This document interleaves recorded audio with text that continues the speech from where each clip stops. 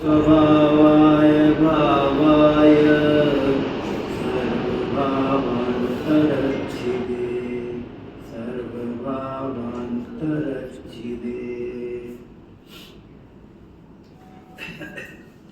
हम सब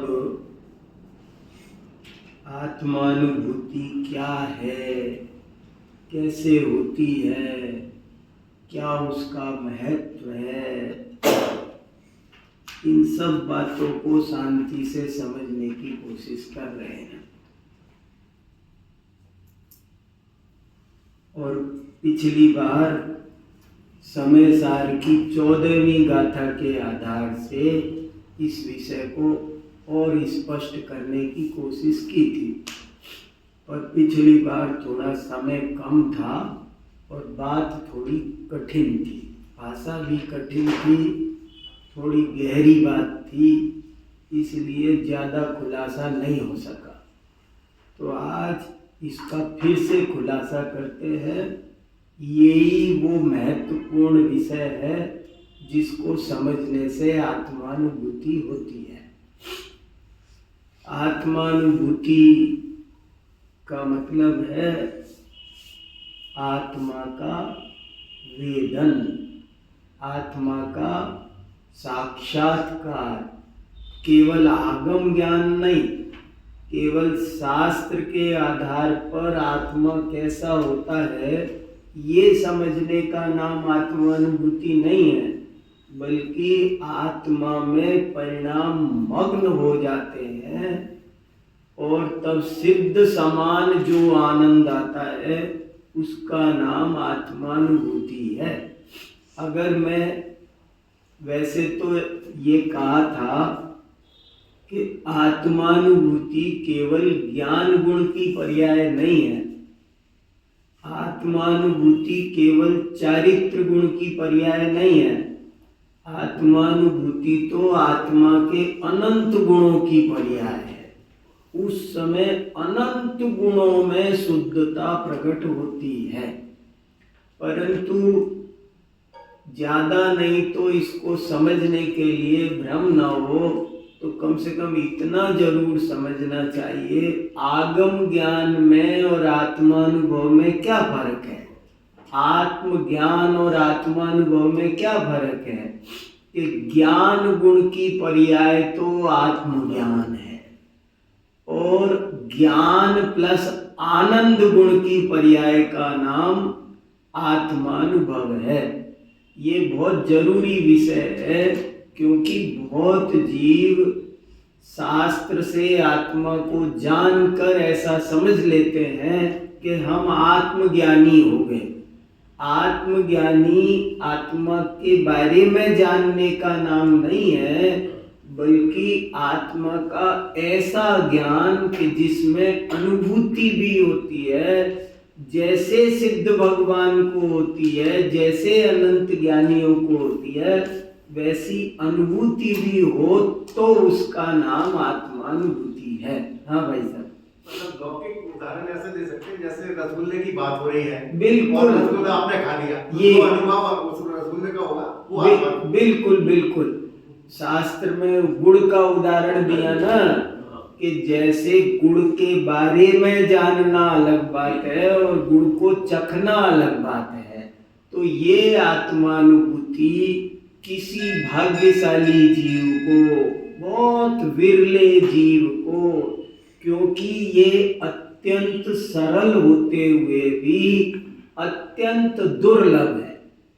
आत्मानुभूति बहुत सरल काम है, संसार का सबसे सरल काम आत्मानुभूति है, लेकिन किसको, जिसे चाहिए उसको कहते हैं युक्ति लगानी पड़ती है और वो कोई लगाता नहीं है। ये कला का काम है, ये तो कल से काम होगा, बल से नहीं। ये बिल्कुल ठीक ऐसा काम है। ताला खोलना कठिन है कि सरल, चाबी से खोलो तो सरल है और लटक के खोलो तो लटके रहो। ऐसे ही बिल्कुल आत्मानुभूति को कला कहा है बनारसी दास जी ने, और समय सार में अमृत चंद्राचार्य ने आत्मानुभूति को ज्ञान कला कहा है। कला, ये कला है, ये टेक्निक है।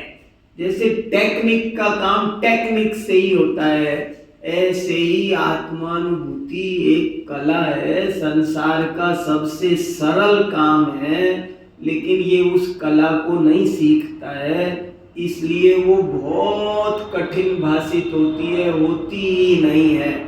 हम सबको उसका पहले महत्व समझना है।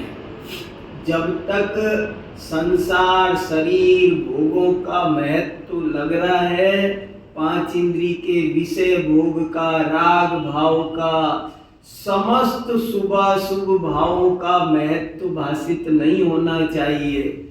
भाषित बोल रहा हूं, समझ में आना चाहिए कि कोई भी शुभाशुभ भाव मेरा हित नहीं करता है, बल्कि अहित करता है। समस्त शुभाशुभ भाव आकुलता का उत्पादन करने वाले होने से सर्वथा हेय हैं, और अब भट्टी है, भट्टी महाकष्टकारी। एक तो आश्रव को आश्रव कोई नहीं समझ रहा है, आत्मानुभूति कैसे हो? कहा था न, आत्मानुभूति के लिए ठोस तत्व ज्ञान चाहिए। जीव क्या है, अजीव क्या है, आश्रव बंध क्या है, संवर निर्जरा क्या है, मोक्ष क्या है, यदि इनका हस्तामलकवत ज्ञान नहीं होगा तो आत्मानुभूति कथमपि संभव नहीं है। ठोस तत्व ज्ञान चाहिए, कच्चा नहीं। अंदर में कचास होगी तो काम नहीं होगा। आपको ये विश्व व्यवस्था समझ में आनी चाहिए, वरना आप निर्भर नहीं होगे।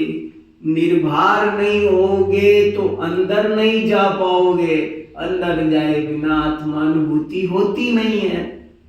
इसलिए ये ऐसे लिखा शास्त्र में, किंचित भी राग का आदर करना वो भवाभिनंदी है। एक योग सार प्राभृत नाम का ग्रंथ है, एक योग सार योगेंद्र देव का है और एक योग सार प्राभृत है अमित गति आचार्य का। उसमें लिखा वो तो भव का अभिनंदन करता है, संसार का। देखो, राग जीवन में होना अलग बात है, ज्ञानियों के भी होता है, लेकिन राग होना चाहिए, बढ़िया है, ऐसा समझे तो उसे सम्यक दर्शन भी नहीं होता है। इसलिए ठोस तत्व ज्ञान यदि हो, कोई भी राग भाव आकुलता का उत्पादक लगे, अरे एक विकल्प मात्र भी दुखदायक लगना, मैं आत्मा हूं, ये विकल्प भी कष्टकारी है। आत्मा का स्वभाव निर्विकल्प, वस्तु का स्वरूप सोचो, समझो, चिंतन करो, निरंतर अभ्यास करो। अब तो 24 घंटे इस विषय को देना चाहिए, इसमें चलना चाहिए उपयोग। कि अब मैंने सोचा था कि मैं पूछूंगा आपसे कि हम 4 हफ्ते से आत्मानुभूति की बात कर रहे हैं, आप लोगों का क्या चल रहा है।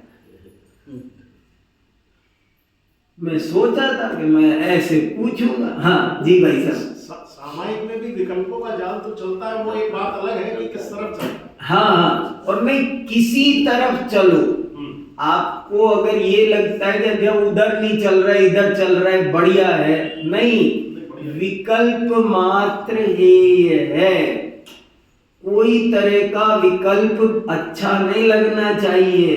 अलमल मति जलपई दुर्विक, सारे विकल्प दुर्विकल्प है। चलते हैं प्रारंभ में, लेकिन वो विकल्प भी हेय भाषित हो, समस्त शुभाशुभ भाव हेय भाषित हो। मैं कौन हूं? मैं विकल्पों से पार हूं। देखो इसमें 5 बात बताई। मैं क्या हूं? मैं समस्त बद्ध स्पृष्ट भावों से पार हूं। सब देखो 5 तरह की बात कही और इसको बहुत अच्छे से समझना जरूरी है। आत्मानुभूति की कला है। आत्मानुभूति इंद्रियों से नहीं होती है, मन से भी नहीं होती है, होती मन से ही है, क्योंकि और तो कुछ हमारे पास में है नहीं।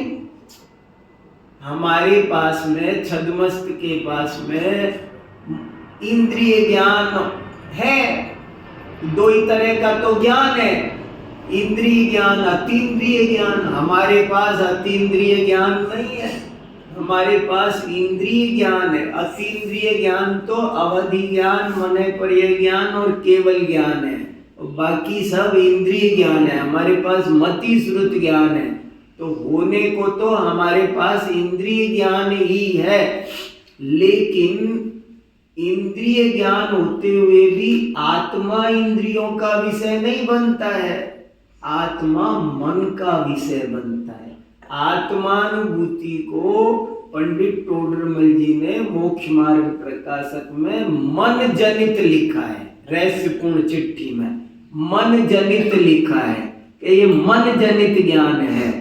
लेकिन मन जनित होकर भी वो मन जनित नहीं है, मन से भी ज्ञान नहीं होता है। साफ साफ लिखा, मन पंछी मर जावे। आत्मा का अनुभव कब होता है? जब 5 इंद्रियां काम करना बंद कर दे और मन भी काम करना बंद कर दे, मन पंछी मर जाए। एक समस्या आती है उसमें, हाँ, कि विकल्पों को अगर आप पुरुषार्थ पूर्वक रोकें, हाँ, तो निद्रा टच करती है, फिर निद्रा की तरफ जाता है। नहीं, वो सब रुचि की कमी से ऐसा होता है। अच्छा, या ये है कि विकल्प आते रहेंगे, आप उनको निरपेक्ष भाव से बस देखते रहो, ज्ञान करते रहो। हाँ, ये टेक्निक, यही एक तो सबसे जरूरी है। ध्यान से सुनना, सबसे जरूरी है ठोस तत्व ज्ञान, और दूसरी भाषा में कहो तो समस्त शुभाशुभ भावों से विरक्ति। ये बहुत, इसके बिना आत्मानुभूति संभव नहीं है।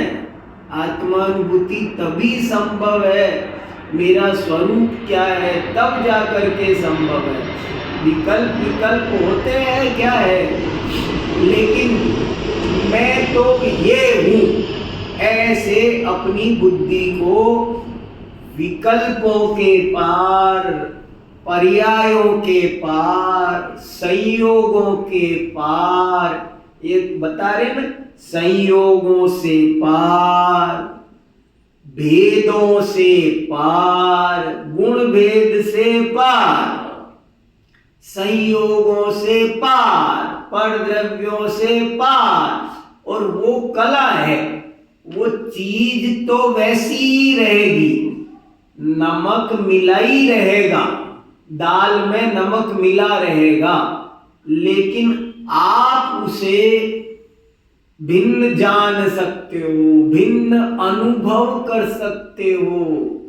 और वो काम मन से होता है, इंद्रियों से नहीं होता है, लेकिन मन से भी नहीं होता है। समय सार में लिखा, वो तो निर्मल ज्ञान है, प्रज्ञा छेनी है।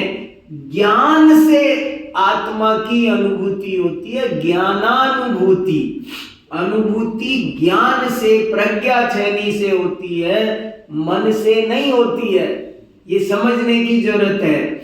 जैसे पत्थर में प्रतिमा कैसे दिखाई देती है? पत्थर की शिला में प्रतिमा कैसे दिखाई देती है?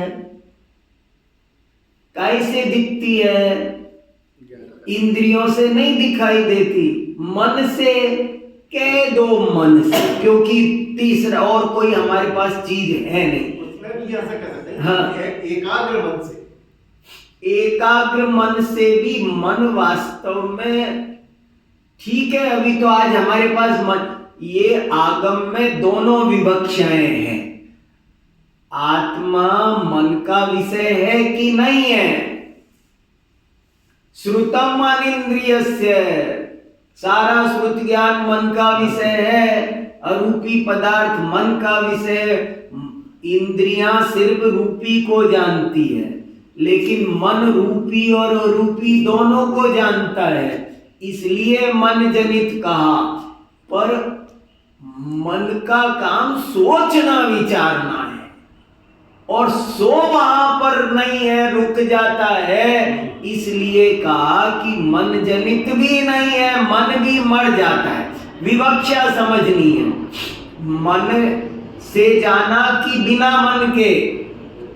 मन से जाना, क्योंकि और कुछ है ही नहीं वहां।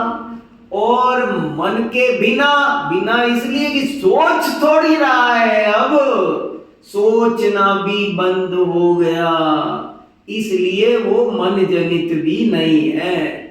पर ये अनुभव होगा प्रज्ञा छेनी से, वेद ज्ञान कला से। कमलनी के पत्ते को बाहर निकाल के देख रहे हैं, तब वो पानी से बिना अस्पर्शित है, ये तो सब जानते हैं। ज्ञानी वो है जो पानी में पड़े हुए कमल को भी अस्पर्शित महसूस करे। नमक अलग है, तब तो अलग है कटोरी में रखा हुआ, तो वो जो दाल में मिला हुआ है वो भी अलग है। ऐसे भिन्नता का अभ्यास ही आत्मानुभूति का उपाय है। यही करना है। फिर पढ़ता हूं एक बार इसको, देखो बहुत ही बढ़िया है ये। जोपसदीयपाणम अबद्ध पुट्ठम मणन्नयम नियदम अविशेषमसंयुक्तम तम सुदृढ़यम वियाणी। देखो अर्थ, देखो गाथा से। जो माने जो, हिंदी में भी जो, प्राकृत में भी जो पश्यति देखता है, अपाणम आत्मा को, अबद्ध पुट्ठम अबद्ध स्पृष्ट, अनन्य और नियत और अविशेष और असंयुक्त आत्मा को 5 तरह का देखना है। देखो ये हमको सीखना है।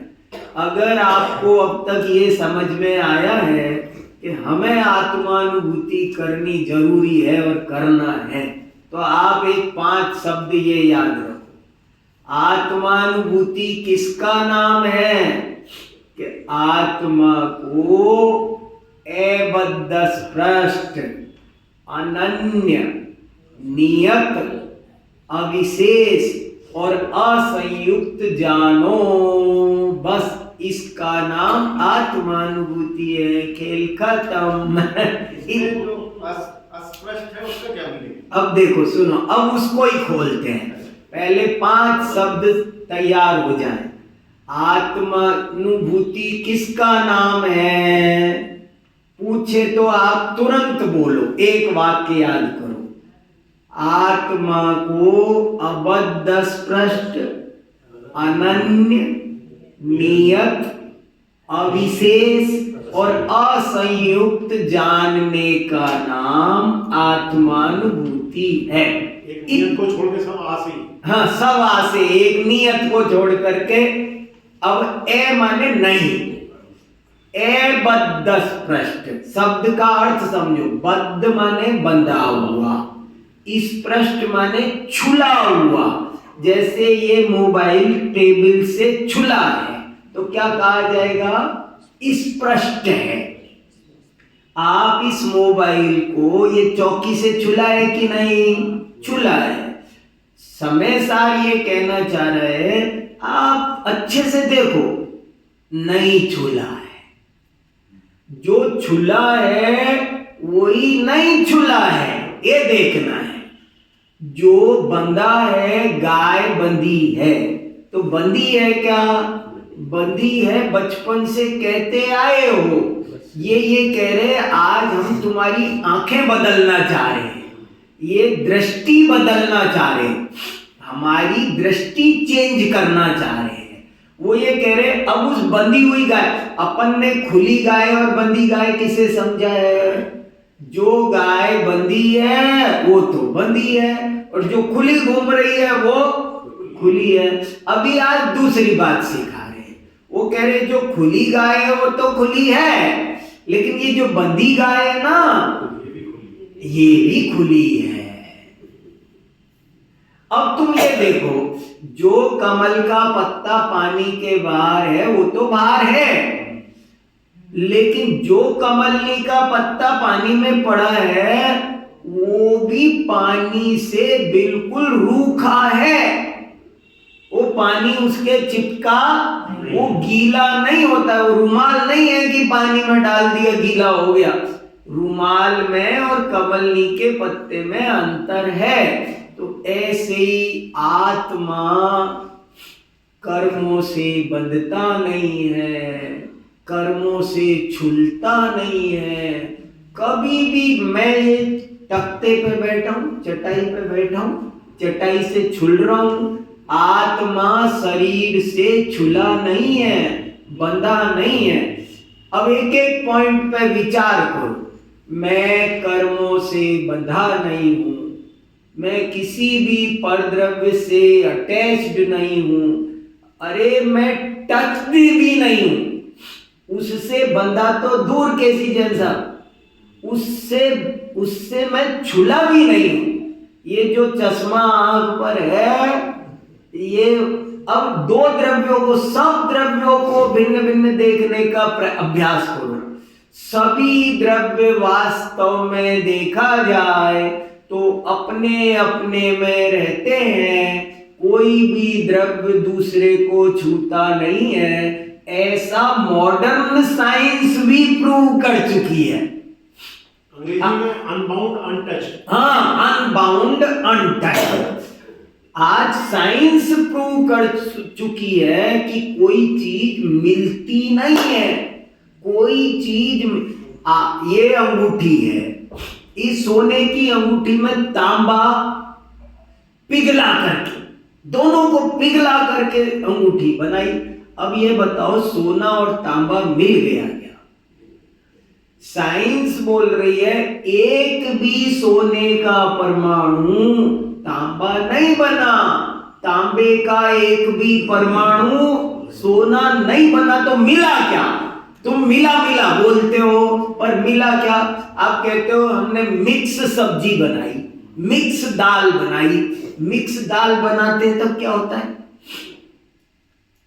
मूंग का दाना उड़द बन जाता है क्या? उड़द का दाना मूंग बन जाता है क्या? हम मिलाते हैं, ऐसे घोट दो। आप काली मिर्च लो, नमक लो, चीनी लो, सब चीजें लेके ठंडाई बनाते हैं ना।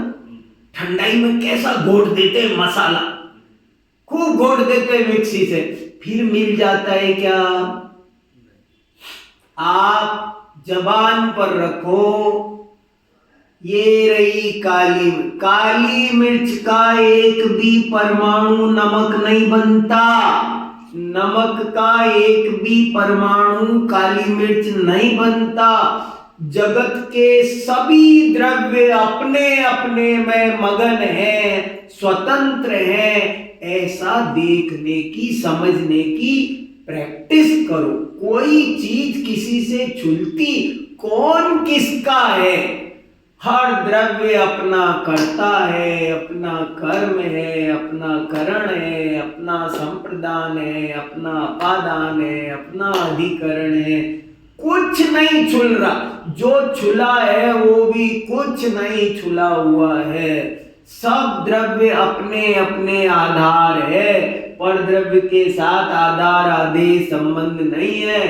तो पहला ही पॉइंट अभी इस पर मेहनत करो कि मैं अबद्ध स्पृष्ट हूं, मैं अनबाउंड हूं, मैं अनटच्ड हूं, मैं किसी से बंधा तो हूं ही नहीं, मैं किसी से छुला भी नहीं हूं, मैं ज्ञानानंद स्वभावी आत्मा हूं और मैं किससे छुला हूं? आत्मा तो वैसे ही अरूपी है, उसमें स्पर्श नाम का गुण ही नहीं है। उसे कोई छू नहीं सकता, वो किसी को छू नहीं सकता, उसे कोई बांध नहीं सकता। तो पहला पॉइंट है मैं अबद्ध स्पृष्ट हूं, ये समझो। और नहीं समझ में आ रहा हो तो पूछ लो, डाउट क्लियर कर लो, लेकिन ये जचाओ कि मैं व्यवहार से बंधा छुला कहा जाता हूं, व्यवहार से बंधा छुला कहा जाता हूं। सभी द्रव्य दूसरे से बंधे छुले कहे जाते हैं, लेकिन वास्तव में कोई बंधता छुलता नहीं है, बिल्कुल नहीं बनता। हाँ बोलो भाई साहब। मतलब जो चीज तो भिन्न भिन्न द्रव्यों की बात हो गई, हाँ, लेकिन मान लो जो दो अणु है, हाँ, वो भी नहीं छुले हुए हैं। कहाँ बताओ ना आप, सेम द्रव्य के दो अणु नहीं बताओ। हाँ विचार करो, शांति से विचार करो, साइंस की लैंग्वेज में विचार करो। मैं एक सूत्र बहुत बोलता था, यहाँ कई दफे बोला है, आज फिर बोलता हूँ, और साइंस ने सिद्ध कर दिया। मुझे तो ये बहुत आश्चर्य है आज कि एक वस्तु कभी दो नहीं बनती और दो कभी एक नहीं बनती। अब ये तो अगर ये सिद्धांत समझ में आ गया तो आपको बहुत भारी तत्व ज्ञान हो जाएगा। एक की कभी दो नहीं बनती। इस कागज को मैं फाड़ूं तो दो बन जाएंगे ना, तो एक के दो हो तो गए? बोले नहीं हुए, ये पहले से दो थे। ये इसके बहुत टुकड़े क्यों हो जाते हैं? क्योंकि वो ऑलरेडी है, वो पास पास रखे हैं, वो पास पास रखे हैं, इसलिए वे अलग भी हो, अलग हैं इसलिए अलग हो जाते हैं। अगर अलग नहीं हो तो अलग नहीं हो सकते। स्कंद और पुद्गल में फर्क बताते हैं ना कि दो पुद्गल मिलके, वो सिर्फ संयोग के आधार पर कथन है, वो संयोग का कथन है। इसीलिए तो पुद्गल को भी परमार्थ से वो माना ना, अस्थि काय नहीं है, क्योंकि वो तो अविभागी है, एक प्रदेशी है। तो ये गजब की बात है कि कोई भी द्रव्य किसी से बंधता नहीं है, और मैं आत्मा किसी से बंधा नहीं, छुला नहीं। चिंतन तो करो, भावना तो करो, मैं किसी से बंधा छुला नहीं, बिल्कुल अबद्ध स्पृष्ट हूं, जैसे कमलनी का पत्ता। एक उदाहरण साथ में याद रखना है, 1000 साल पुराना उदाहरण अमृत चंद्राचार्य का। मैं नया तो दूसरे 4 दे सकता हूं, लेकिन कम से कम एक ओरिजिनल याद रखो। मैं अबद्ध स्पृष्ट हूं, समझ में आ गया सबको? साइंटिफिक गाथा है, साइंटिफिक है, एकदम साइंस है साहब।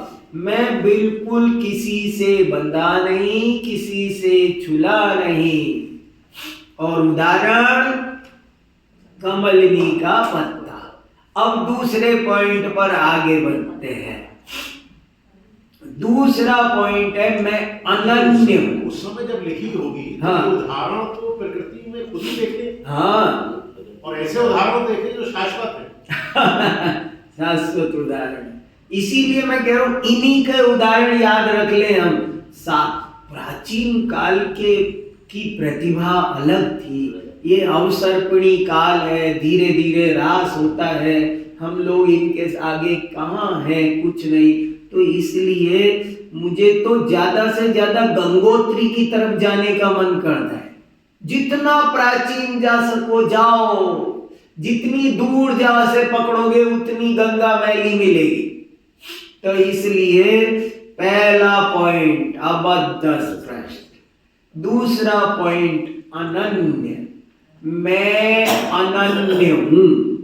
अनन्य माने अन्य का विलोम शब्द है अनन्य। अनन्य माने अन्य अन्य अन्य अन्य नहीं हूं। और उदाहरण क्या दिया? जैसे मिट्टी के 10 बर्तन हैं, एक कुल्हड़ है, एक घड़ा है, कुछ कुछ मिट्टी के 20 बर्तन। बोले ये 20 बर्तन वास्तव में देखा जाए तो मिट्टी है। क्या फर्क है? कोई फर्क नहीं है। कितना बढ़िया लिखा। जैसे मिट्टी का ढक्कन, घड़ा, झारी इत्यादि पर्यायों से अनुभव करने पर अन्यत्व भूतार्थ है, सत्यार्थ है, तथापि सर्वथा अस्खलित समस्त पर्याय भेदों से किंचित मात्र भी भेद रूप न होने वाले ऐसे एक चैतन्याकार आत्म स्वभाव के समीप जाकर अनुभव करने पर अन्यत्व अभूतार्थ है, असत्यार्थ है। काय का फर्क है? सब अलग अलग अलग अलग कहने को अलग अलग है तो सब मिट्टी मिट्टी है। तो अनन्य हूं। तीसरा पॉइंट नियत, नियत हूं। तीसरा पॉइंट है नियत। नियत का उदाहरण दिया समुद्र का। जैसे बहुत बढ़िया उदाहरण, जैसे देखो पढ़ते हैं फिर व्याख्या करें। जैसे समुद्र का वृद्धि हानि रूप अवस्था से अनुभव करने पर अनियतता भूतार्थ है, तथापि नित्य स्थिर समुद्र स्वभाव के समीप जाकर अनुभव करने पर अनियतता अभूतार्थ है, असत्यार्थ है। इसी प्रकार आत्मा का वृद्धि हानि रूप पर्याय भेदों से अनुभव करने पर अनियतता भूतार्थ है। देखो पिछले में पर्यायों से भेद ज्ञान कराया था, अब पर्यायों में होने वाले उतार चढ़ाव से भेद ज्ञान करा रहे। अपन अपनी लाइफ में देखते हैं, एक दिन तो क्रोध आ रहा है, तेज आ रहा है, एक दिन क्रोध शांत है, उल्टा क्षमा आ रही है, दया आ रही है, करुणा आ रही है। एक पर्याय करुणा क्षमा रूप है, एक पर्याय क्रोध रूप है। तो जैसे समुद्र, उदाहरण दिया समुद्र का, जैसे समुद्र एक दिन ज्वार भाटा लेता है और एक दिन ऐसा शांत पड़ा रहता है, पर समुद्र में पानी 100 ग्राम भी बढ़ता या घटता नहीं है। इतना बड़ा समुद्र, देखो उदाहरण भी कैसे ले, कितनी करुणा की होगी, कैसे सोचा होगा। आप नियत को समझाने के लिए कोई दूसरा उदाहरण खोजो, ताकत लग जाएगी। जैसे भगोनी पर 1 किलो दूध रखा गैस पर, अब वो जब उफन रहा है, भगोनी भर गई 2 किलो की, तो 2 किलो हो गया क्या? लेकिन उसको आधा किलो के नहीं दिखा सकते। वो उदाहरण भी बढ़िया सेट नहीं होगा, कैसे करेंगे वो भगोनी का घी दूध भी। लेकिन समुद्र का ये उदाहरण, बोले समुद्र में ज्वार भाटा आता है तो कितना ऊपर चला जाता है और नीचे चला जाता है, लेकिन वास्तव में समुद्र में जिस दिन ज्वार भाटा है उस दिन 100 ग्राम पानी बढ़ा नहीं, और जिस दिन 4 फीट नीचे दिखाई दे रहा, इतना बड़ा समुद्र 4 फीट नीचे दिखाई दे रहा है, और 100 ग्राम पानी कम नहीं हुआ, उतना का उतना पानी है। ऐसे ही मैं शुद्ध आत्मा पर्याय कितनी भी लहरें ले, निगोदिया का जीवन था जब अक्षर के अनंत में भाग ज्ञान था, और अरिहंत दशा की पर्याय है जिसमें केवल ज्ञान प्रकट हुआ, लेकिन आत्मा में कोई ज्ञान बढ़ा नहीं घटा नहीं। आत्मा नियत है, जितना जैसा किसी भी पर्याय के उतार चढ़ाव से मत प्रभावित हो। आपको ये बात समझ में आ रही है? पर्यायों के पार देखो, ये लाइन समझ में आ रही है? पर्यायों के उतार चढ़ाव से पार देखो, संयोगों से पार देखो, अन्य अन्य चीजों से पार देखो। ये समझ में आ रहा है? पार पार समझ में आ रहा है? पार पार देखने का नाम आत्मानुभूति है। वो जो पत्थर की शिला है उसमें जो फालतू का चक्कर है उसके पार देखो तो तुमको बाहुबली भगवान दिख जाएंगे उसी शिला में। हमको ये यही बता रहे हैं कि तुम पार देखना सीखो।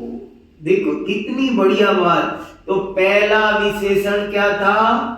एवद् स्पृष्ट। दूसरा था अनन्य। अन्य अन्य मत देखो, नियत, उसमें कुछ भी उतार चढ़ाव होने दो। प्रभु आज तो पूजा में बहुत अच्छा मन लग गया, खुश हो रहे हो, आज नहीं लगा दुखी हो। अरे ना मैं उन पर्यायों के उतार चढ़ाव में राग द्वेष मत करो, ये जैसा होना था वैसा हो गया। बताया था ना सम्यक दृष्टि की दृष्टि में स्व और पर में बताया था ना, उसे आश्रम बंध का भी डर निकल गया। अरे आत्मानुभूति करने की इच्छा भी नहीं बचेगी तब आत्मानुभूति होगी। मैं आत्मानुभूति के बिना भी वैसा ही हूं जैसा आत्मानुभूति होने पर होऊंगा। मैं जब सिद्ध बनूंगा तब शुद्ध होऊंगा। आज शुद्ध हूं और वैसा ही हूं तो स्वीकार करो तो सिद्ध दशा भी आ जाती है। ये कैसा ऑटोमेटिक वस्तु व्यवस्था, अद्भुत वस्तु व्यवस्था है। पहला अबद्ध स्पृष्ट, किसकी तरह? कमलिनी पत्र की तरह। दूसरा अनन्य, किसकी तरह? मिट्टी के 10 बर्तनों की तरह। तीसरा नियत, इसमें ए नहीं है।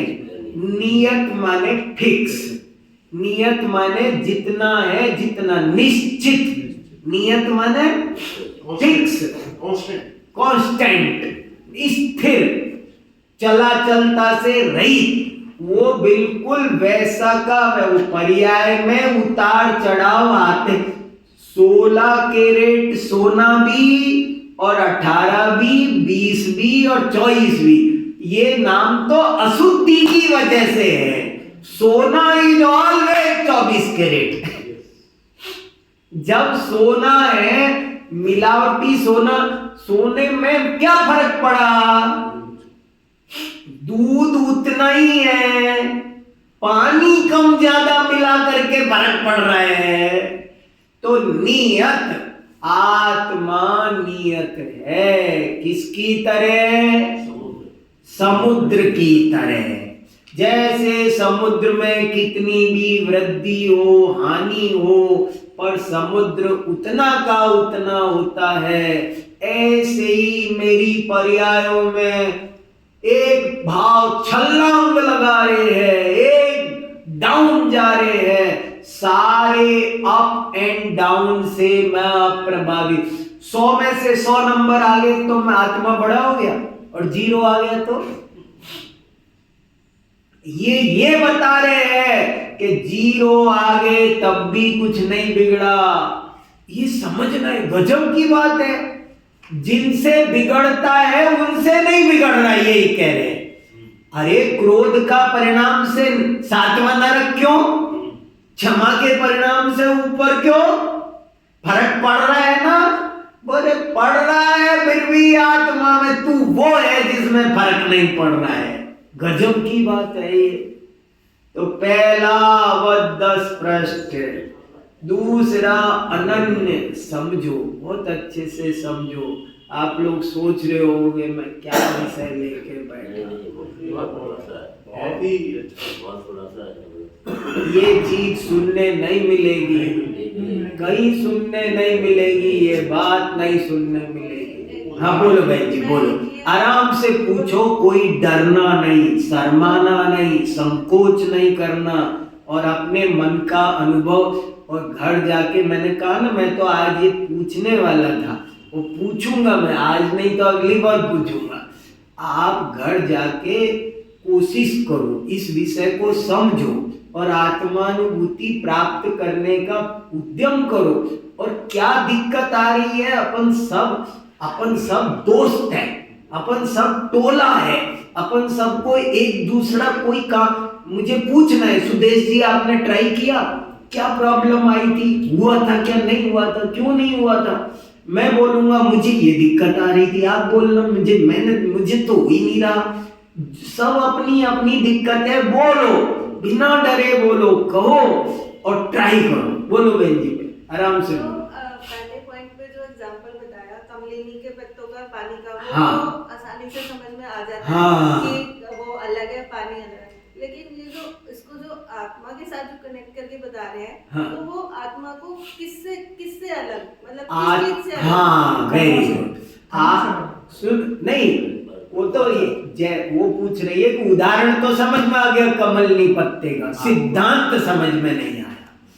जैसे कमलनी का पत्ता पानी से में रहते हुए भी पानी से न्यारा है, ऐसे ही आत्मा शरीर में रहते हुए भी शरीर से न्यारा है, कर्मों के बीच रहते हुए भी कर्मों से न्यारा है। ये अबद्ध। पहला बोल क्या कह रहा है? पर द्रव्यों से भिन्नता बता रहा है। पहला बोल पर द्रव्यों से भिन्न बता रहा है। यही जो पहला जो पॉइंट है, यही सारा, यहीं पर ही सारा वो है समझने में। हाँ। जो हमारे जो कर्म है वो हम यहीं पर ही है कि आत्मा के साथ जुड़े हैं या शरीर के साथ जुड़े हैं, क्योंकि शरीर तो यहीं रह जाता है। हाँ। और कर्म साथ जाते हैं, साथ हैं। Very good. तो वो आत्मा देखो, के साथ है या शरीर के साथ? बहुत बढ़िया।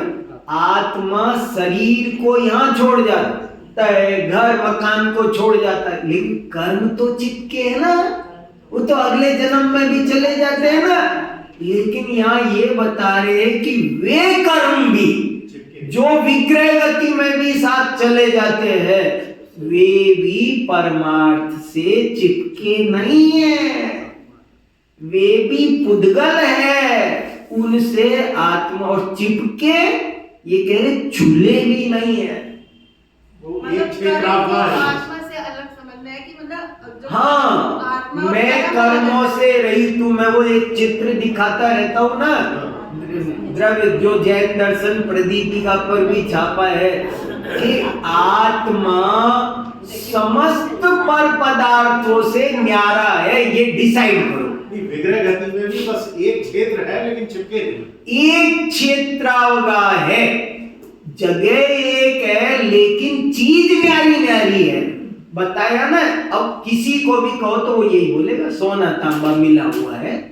हाँ बोलो भैया। इसका अच्छा उदाहरण, जैसे हमने शर्ट जो है, हाँ, एक दिन पहनी और 5 दिन पहनी, हाँ, तो जो कालर की जो हाँ, वो गंदगी है, हाँ, वो अगर थोड़े से में धो देते तो धुल जाती है। 3-4 दिन की है तो वो आपकी धोने के बाद भी कुछ ना कुछ लगी ही रहती है, लगी रहती है, चिपक जाती है। मगर वो भी भिन्न है, गंदगी में है। ड्राई क्लीनर उसे भी निकाल देगा। वो अलग थी तो निकल गई ना।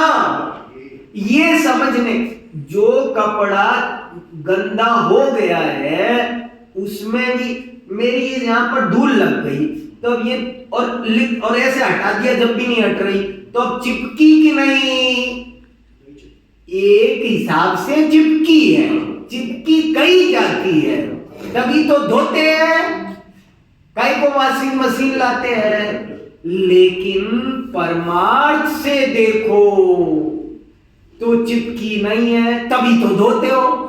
चिपकी मान के धोते हो कि नहीं चिपकी मान के धोते हो? ये गजब की बात है, बहुत अच्छा विषय है। आत्मा पर द्रव्यों से अलग थलग है, न्यारा है, पहला बोल बताता है। दूसरा बोल बताता है पर्यायों से पार है। तीसरा बोल बताता है पर्यायों में होने वाले उतार चढ़ाव से पार है। और तीसरा बोल बताता है चौथा क्या? पहला बद्ध स्पृष्ट, दूसरा अनन्य, तीसरा नियत, चौथा अविशेष। विशेष उसको पढ़ो, क्या कहा देखो, जैसे सोने का चिकनापन, अविशेष को समझाने के लिए उदाहरण दे रहे सोने का। और सोने में भी काय का? अंगूठी, जंजीर, कुंडल, ये नहीं, सोने के गुणों का, क्योंकि गुण भेद से पार दिखाना है।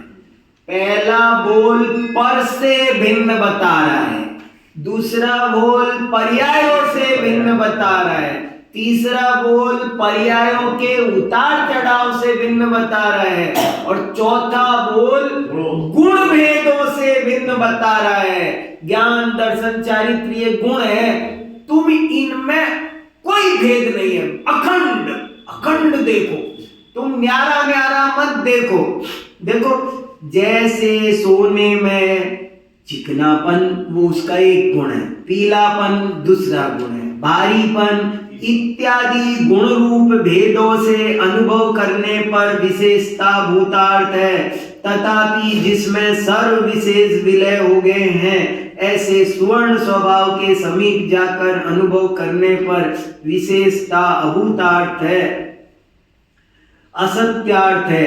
इसी प्रकार आत्मा का ज्ञान दर्शन आदि गुण रूप भेदों से अनुभव करने पर विशेषता भूतार्थ है, सत्यार्थ है।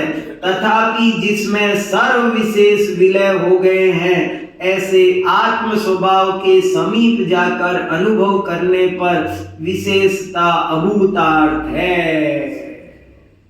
कहां न्यारे ज्ञान को अलग कर सकते हैं? मैं अपना एक गुण ग्रीन पार्क में छोड़िया हूँ, एक कुंद भारती छोड़िया हूँ, मैं 3 जगह सभा करता हूँ तो जहां अलग अलग छोड़िया हूँ, एक ही जगह नहीं पॉसिबल है। ऐसे ही आत्मा के ज्ञान दर्शन चारित्र समझने के लिए न्यारे न्यारे है, पर वास्तव में न्यारे न्यारे नहीं है। आत्मा अविशेष है, उसमें गुणों की विशेष माने विशेषता, गुण, क्वालिटीज। आत्मा में कोई गुण न्यारे न्यारे नहीं है, ये याद रखो। पहला अवद्ध स्पृष्ट कमलनी पत्र की तरह, दूसरा अनन्य मिट्टी के बर्तनों की तरह, नंबर 3 नियत समुद्र की तरह, नंबर 4 अविशेष सोने के गुणों की तरह। सोने की पर्यायों की तरह मत लगाना, सोने के गुणों की तरह वो अविशेष है। और 5वां बोल असंयुक्त, जैसे जल का अग्नि जिसका निमित्त है, ऐसी उष्णता के साथ संयुक्तता रूप तप्तता रूप अवस्था से अनुभव करने पर उष्णता रूप संयुक्तता भूतार्थ है, सत्यार्थ है। तथापि एकांत शीतलता रूप जल स्वभाव के समीप जाकर अनुभव करने पर उष्णता के साथ संयुक्तता अभूतार्थ है, असत्यार्थ है। इसी प्रकार आत्मा का कर्म जिसका निमित्त है, ऐसे मोह के साथ संयुक्तता रूप अवस्था से अनुभव करने पर संयुक्तता भूतार्थ है, सत्यार्थ है। तथापि जो स्वयं एकांत बोध रूप है, ऐसे जीव स्वभाव के समीप जाकर अनुभव करने पर संयुक्तता अभूतार्थ है। क्या गजब कराया। अब किससे भेद ज्ञान कराया? रागादि से पार कराया। पहला बोल किससे पार करा रहा था? पर से। पहला बोल पर से भिन्न, दूसरा बोल पर्यायों से भिन्न, तीसरा पर्यायों के उतार चढ़ाव से भिन्न, चौथा बोल गुण भेदों से भिन्न, पांचवा बोल रागादि से भिन्न। आत्मा में जो रागादि आए हैं कर्म के निमित्त से, आत्मा उन रागादि से भी, राग होते हुए भी मैं वीतराग हूं, मोह होते हुए भी मैं मोह रहित हूं। ऐसे चिंतन कर चिंतन तो प्रारंभ करो, आत्मानुभूति की चर्चा तो करो। मैं बार बार ये कह रहा हूं, वैसे तो हमें आत्मानुभूति करनी है, लेकिन आत्मानुभूति ना हो तब तक ये चर्चा क्यों गायब है इस दुनिया में से? मैं तो इसका दुख है। कम से कम ये चर्चा तो हो, इसकी बात तो चले, इसका अभ्यास तो हो, ये याद तो हो, ये बातें कोशिश तो हो। आज तो वर्ल्ड बैंक की चाबी दे दी आपने। हाँ, ये देखो ना, बताओ, 5 शब्द याद रखो, 5 उदाहरण याद रखो। मैंने जानबूझ के आज फिर से लगाया, जरूरत हो तो और चलाएंगे, पर इसको समझना बहुत जरूरी है। कितने ही विषय देखो, अभी हाँ तो 25 साल हो गए मुझे स्वाध्याय करते करते, 25 साल से स्वाध्याय कर रहा हूँ, बोलो तो सही, जीवन बीत गया पूरा। तो अब असली माल अब आना चाहिए। यही असली काम है, इसी का नाम धर्म है, बाकी सब इसके लिए है, सब कुछ इसके लिए है, जो कुछ है सब इसके लिए है। आत्मानुभूति नहीं हो सकती ऐसा कुछ लोग कहते हैं, तो मैं उनसे कहता हूं, यदि आत्मानुभूति नहीं हो सकती तो मंदिर दर्शन भी नहीं कर सकते आप, देव दर्शन भी नहीं हो सकता। देव दर्शन का मतलब ही आत्म दर्शन है। निरखत जिन चंद्र वदन, तुम श्रावकों का काम तो मंदिर दर्शन करना है, आत्मा का अनुभव नहीं हो सकता। अरे मंदिर दर्शन भी नहीं हो सकता, फिर तो मंदिर अरे जिस काम को शेर कर सकता है, चिड़िया कर सकती है, उस काम को करने को मना करते हो। असली जैन धर्म में भाई क्यों अंतराय बांधते हो? जीवों को प्रेरणा दो, उपाय बताओ। ये अत्यंत अप्रतिबुद्ध को आत्मा की अनुभूति होती है। इसकी अगली गाथा आएगी 15वीं, उसमें लिखा है, जिसने आत्मानुभूति कर ली उसने सारे जिन शासन को जान लिया, वो श्रुत केवली बन गया। और वो फिर पूछा कि वो किसे हो सकती है, तो बोले अत्यंत अप्रतिबुद्ध को ये आत्मा की अनुभूति हो सकती है। पक्का विश्वास करो, मुझे आत्मानुभूति हो सकती है और आज हो सकती है, ऐसा विश्वास करो, बात को समझो तो ये हो जाएगा, नहीं तो अपन मनुष्य भाव हार जाएंगे। जैन धर्म पाया हुआ भी यूं ही रह जाएगा। इसलिए सब लोग आत्मानुभूति को प्राप्त करो भैया। दोनों में अंतर क्या होता है? किसमें? आत्मानुभूति और सम्यक दर्शन में एक ही बात है, लेकिन थोड़ा सा फर्क इतना सा है, सम्यक दर्शन सिर्फ श्रद्धा गुण की पर्याय का नाम है। आत्मानुभूति तो क्षण भर को होती है, अभी आत्मानुभूति टूट गई, लेकिन सम्यक दर्शन 7 तत्व की श्रद्धा का नाम है, वो बना रहता है। ये फर्क है। नहीं तो आत्मानुभूति की कंटिन्यूटी का नाम ही सम्यक दर्शन है? नहीं, आत्मानुभूति की कंटिन्यूटी का नाम सम्यक दर्शन। आत्मानुभूति कंटिन्यू रह जाए 48 मिनट तो केवल ज्ञान हो जाए। आत्मानुभूति की कंटिन्यूटी नहीं, आत्मानुभूति क्षण भर को होती है प्रथम, बाद में धीरे धीरे प्रैक्टिस करने से टिकती है। चलो